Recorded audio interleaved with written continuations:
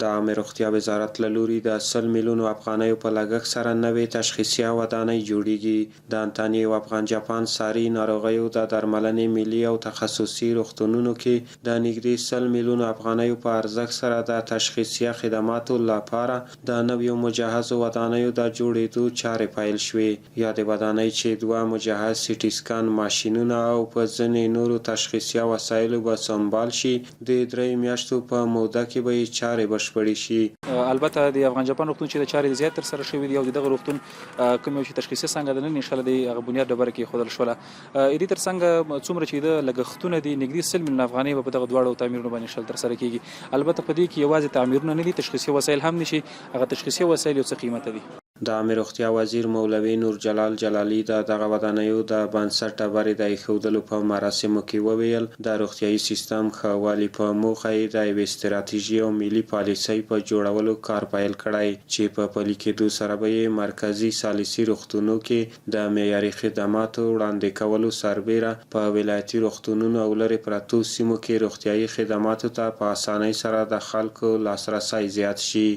چې د ثالثي روغتیايي خدماتو وسنۍ وضعیت ته بیا کتنه وشي، وارزول شي او ټول هغه اصلاحات چې په ثالثي روغتونونو کې د ناروغانو د تشخیص او درملنې کیفیت او دقت کې ښه والی راولي رامنځته شي.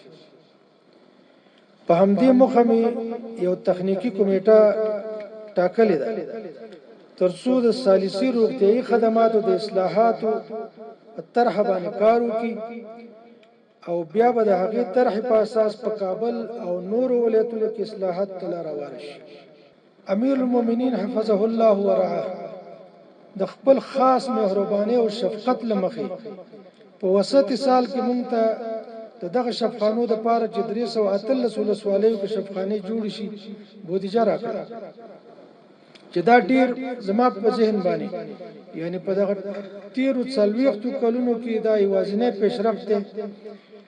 نو په هغې کې په ګرمسیرو علاقو کې به انشاءالله په دې ژمي کې به کار روان شي او کوم چې سرسیر دي په سرلي ته به انشاءالله په ډي ایچ یا د ولسوالۍ د سطحې چې هغې نوی ډیزاین زمونږ جي ایچ دی جنرال هسپتال په هغې به کار شروع شي او شفخانې به جوړې شي. په دغه مراسمو کې د روغتیا وزارت یو شمېر مرکزي رئیسانو، روغتیا پالانو او د روغتیا وزارت کاري شریکانو ګډون کړی و چې د یادو تعمیراتو چارو پر مؤثریت او مثمریت یې ویناوې ترسره کړې. د دواړو روغتونونو ته به یو سي ټي سکین اخیستل کېږي ځکه چې دا دواړه روغتونونه هغه روغتونونه دي چې هغه ناروغان چې سي ټي سکین ته ضرورت لري زیاتو ته مراجعه کوي. دا سي ټي سکینونه نظر د نورو روغتونونو سي ټي سکینونو ته او نظر هغه روغتونونو مرکزونو ته چې په شخصي کې موقعیت لري یعنی پرایویټ سېکټر کې هغې سره ډېر فرق لري.